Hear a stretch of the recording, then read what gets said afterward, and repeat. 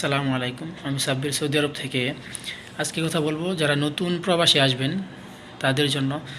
আশা করি এই ভিডিওটা দেখলে মোটামুটি কিছু একটা উপকৃত হতে পারেন। তো যারা সামনে ভিডিওটা যাবে অবশ্যই নতুন প্রবাসীরা দেখবেন। হয়তো আমার একটা কথার দ্বারা আপনি অনেক উপকার পেয়ে যাবেন।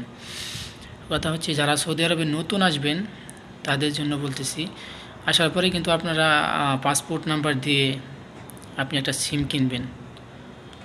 পাসপোর্ট নাম্বার দিয়ে সিম কিনলে বাইরে থেকে হয়তো কিনবেন, বাইরে থেকে সিম কিনলে আপনার সবসময় খেয়াল রাখবেন আপনার আকামাটা হয়েছে কি না।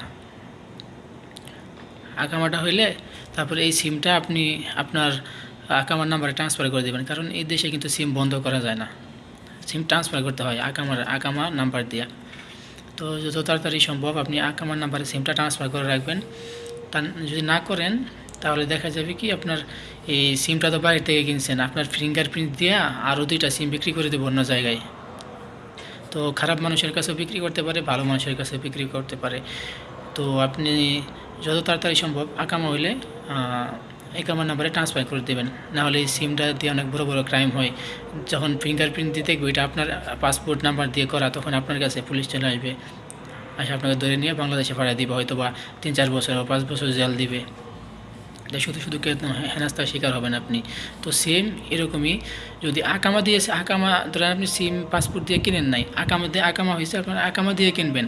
তো তখন আকামা দিয়ে যদি সিম কিনতে যান, কোনো সময় বাহির থেকে সিম কিনবেন না। টোটালি বাহির থেকে সৌদি আরবে সিম কেনা নিষেধ। যদি আপনি বাহির থেকে সিম কিনেন তাহলে দেখা যাবে কি আপনার এই ফিঙ্গারপ্রিন্ট দিয়ে আপনার আকামার নাম্বার দিয়ে আপনার সিম উঠায় না বিক্রি করে দিতেছে। তো ওই যে পাসপোর্টের মতো যদি আপনার কোনো খারাপ কাজ করে কেউ সিম দেওয়া, তারপর ফিঙ্গারপ্রিন্ট হিসেবে চার্জ দিবে, তখন আপনার নামটা চলে আসবে যে হ্যাঁ এটা এই লোকের। তো তখন পুলিশ এসে আপনাকে ধরে নিয়ে যাবে, 3-4 বছর বা 5 বছরের জেল হতে পারে। তো শুধু শুধু কেন একটু ভুলের জন্য আমরা